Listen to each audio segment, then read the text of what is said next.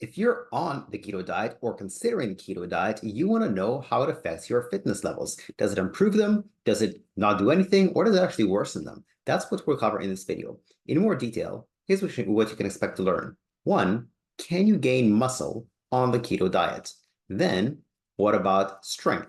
If muscle is not your goal, not size, but you do want to get stronger, can you improve that without on the keto diet? Then, what about the keto for endurance, for cardiovascular training?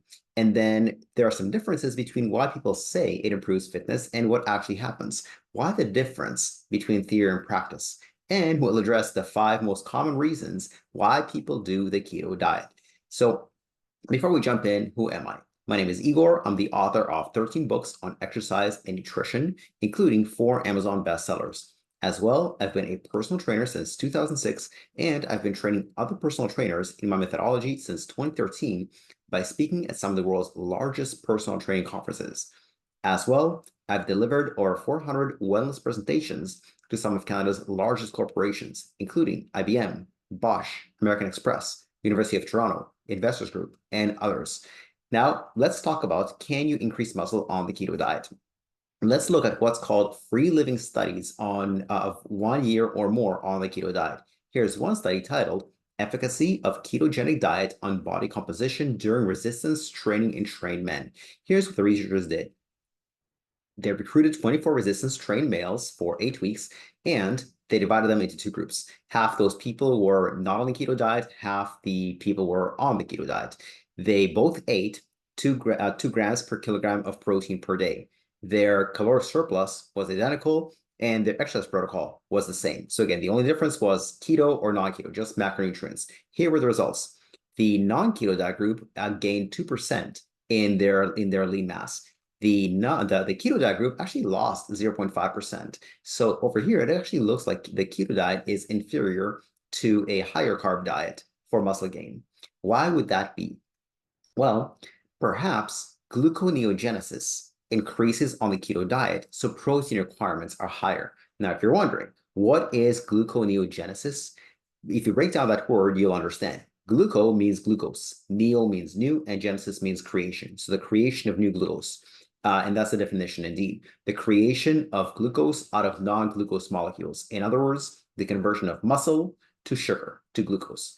But also, here's the problem. A protein intake that is too high may kick someone out of ketosis. So the question is, how committed are you to being in ketosis? If you're very committed, then you might need a lower protein intake, but that will also hamper your muscle gains. If you're not that committed, if gaining muscle is more important to you than being in ketosis, then you might want to increase your protein intake, but you might also be kicked out of ketosis. And so here's another study titled Effect of the Ketogenic Diet on Muscle Hypertrophy in Resistance-Trained Men and Women. Here's the problem with these studies.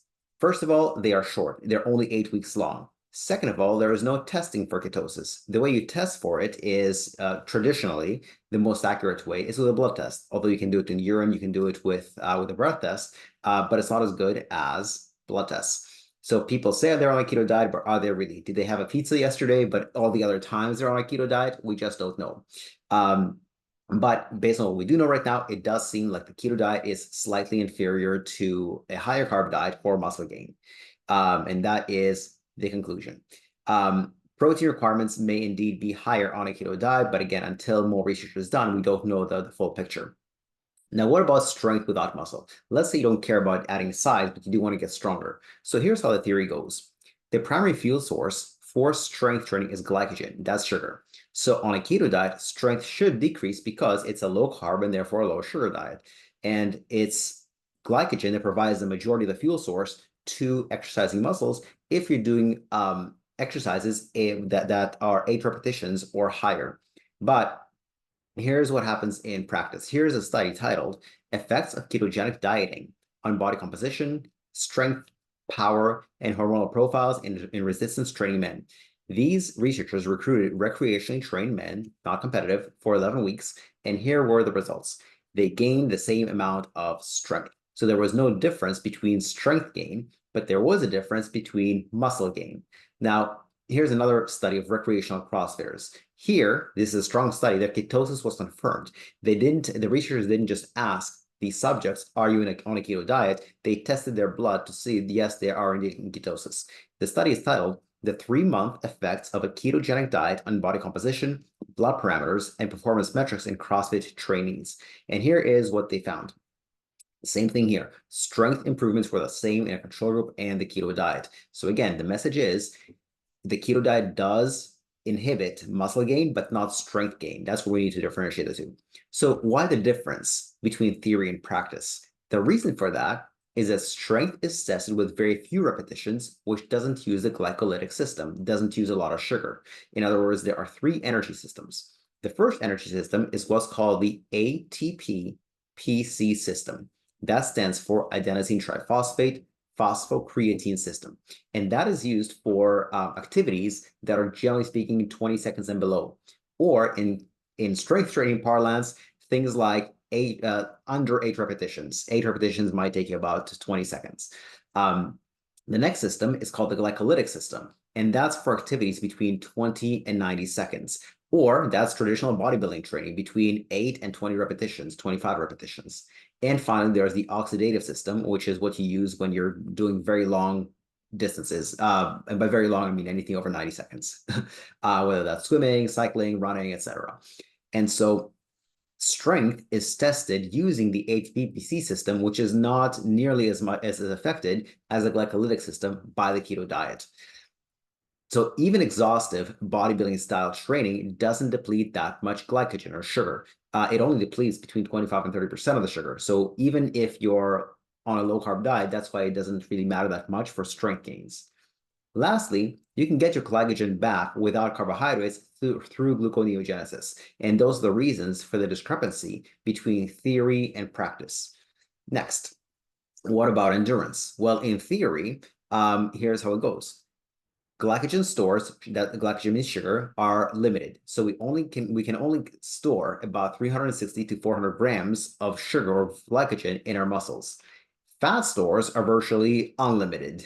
In other words, shouldn't a diet that forces a body to be on a predominantly fat fuel source, shouldn't that be superior for endurance? That's how the theory goes. To stack on top of that, there are some case studies of people on high-fat, low-carb diets that do good, interesting feats of endurance. One is Arctic explorers have performed impressive feats of endurance with very little carbs. There have been some prominent keto dieters in endurance competitions, like triathlons, marathons, and so on. And at first, when you go low carb, performance drops, but after keto adaptation, performance rebounds. The question is, rebounds to where? Does it rebound back to baseline, or does it go above baseline? Well, that's what we wanted to look at. What's the difference in fat burning between keto adapted athletes and non-keto adapted athletes? Here is a study titled Rethinking Fat as a Fuel Source for Endurance Exercise. So does the theory hold up? Does a keto diet force you to use fat for fuel? And the answer is yes, absolutely. Here's in this study, they showed that indeed, people on a keto diet burn much more fat than people not on a keto diet. However, we have to distinguish between body fat and dietary fat. They burn more dietary fat. No, they don't burn any more body fat. They don't burn less, but they don't burn more. Furthermore, you don't really get medals and trophies for being in a fat burning zone. You get medals and trophies for doing it faster than everybody else. So does fat adaptation make you faster? That's the real question in endurance events. That's what they wanted to explore in this study. They recruited 20 recreationally trained men who were and divided into 2 groups, keto diet and not keto diet. And here's what happened. After 6 weeks of fat adaptation, these 20 recreationally trained men, again, they were on different diets, keto and non-keto, and the result, one, is that on the keto diet, indeed, fat oxidation improved. They burned more fat. That's dietary fat, not body fat.